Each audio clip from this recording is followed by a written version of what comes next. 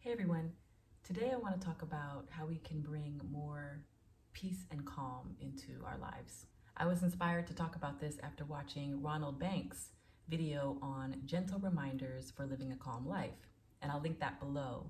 He had so many practical tips for what we could do right now to bring more peace into our life. So it got me thinking, I want to cultivate a more calm, peaceful, intentional life. I started thinking about what are the things that I could do right now, realistically, to bring more calm and more peace into my life. So for this video, I'm just going to focus on these 5 suggestions on really practical things that we can do to bring more peace and more calm and more serenity into our lives. So let's dive in. The first one is to limit screen time. We do it for our kids. We should limit screen time for ourselves too.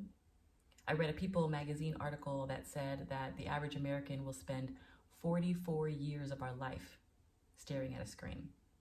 That's like half a lifetime glued to a screen. Now, I'm totally guilty of this. I will mindlessly scroll Instagram. I love a good meme. I like to watch certain shows on TV. You know, sometimes you really do just have to veg out. Okay, my baby is waking up, so we'll come back and finish this list in a minute. So with screen time, I'd rather use that time that I'm watching TV or mindlessly scrolling on Instagram to do something that benefits me. Ronald Banks said, don't use social media when you're bored. And I think that that's a really good reminder. So the next time I go to pick up my phone when I'm bored, which is not often because I have kids, I want to make time to read. I want to make time to meditate. I want to make time to learn something new and be creative. And so that brings me to my next suggestion for bringing more calm and peace into our lives, and it's to spend more time in nature. The American Psychological Association says that there's a lot of research into the positive effect of nature on our psychology. Better moods, even reduced risk of mental illness, and improved empathy and cooperation. So getting outside can be as simple as taking a walk.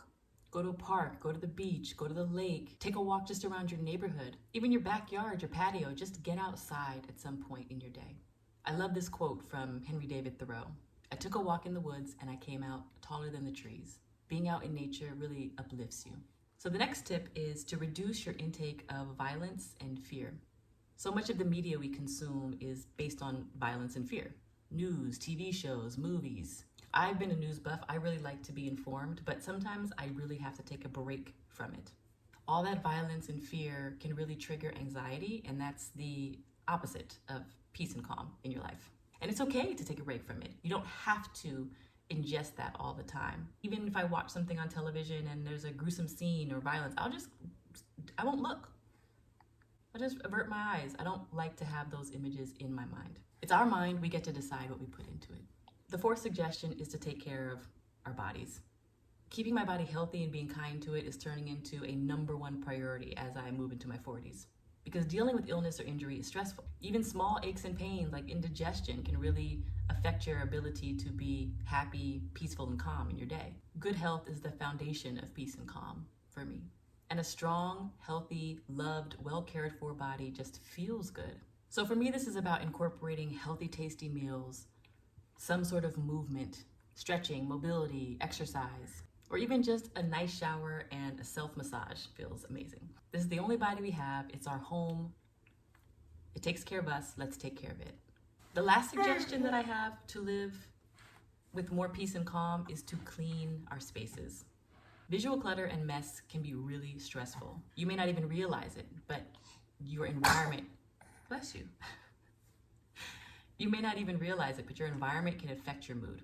And visual clutter and mess, I know it stresses me out. And with a big family, me, my husband, we have 4 children, we have pets. There can be messes, for sure.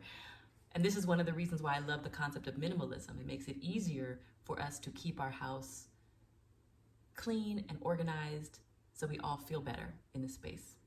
And a lot has been written about the effect of your space on your mental health. And it's obvious, but cleaning and organizing, it leads to decreased anxiety and stress. So I hope this was helpful. I'm by no means an expert, but living a more calm and peaceful life is a goal of mine. And if you have routines or rituals or advice or tips for how to bring more peace and calm into our lives, I'd love to hear them. And until my next video, Be well.